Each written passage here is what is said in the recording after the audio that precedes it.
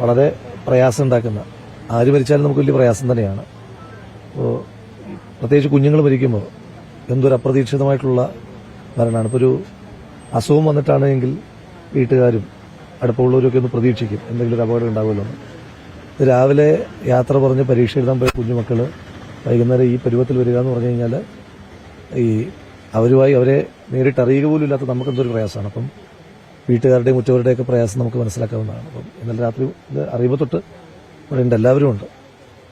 അപ്പോൾ ഇന്നിപ്പോൾ ഇതിന് ശേഷം ഇവിടെ ഈ മേഖലയിൽ തുടർച്ചയായി അപകടം ഉണ്ടാകുന്നുണ്ട്.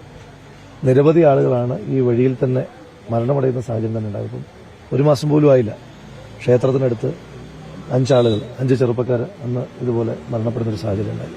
ഇന്നൊരു ഉന്നതതല യോഗം വെച്ചിട്ടുണ്ട്. എന്താണ് ഇതിനൊരു നിരന്തരമായ അപകടം ഉണ്ടാകുമ്പോൾ എന്തൊരു അശാസ്ത്രീയത റോഡുമായി ബന്ധപ്പെട്ടിട്ടുണ്ട്. അപ്പോൾ അത് പരിഹരിക്കപ്പെടേണ്ടതായിട്ടുണ്ട്.